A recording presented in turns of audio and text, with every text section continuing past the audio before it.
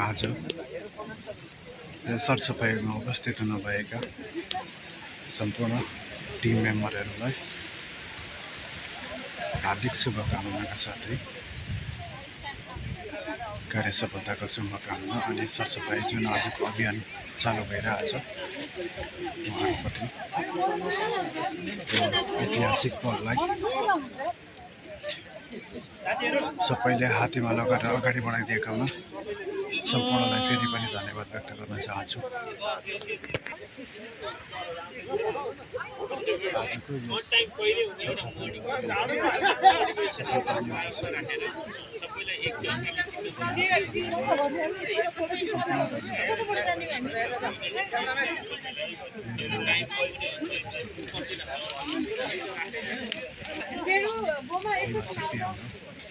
टिमहरूले सञ्चालन गरिरहेको छ यहाँनिर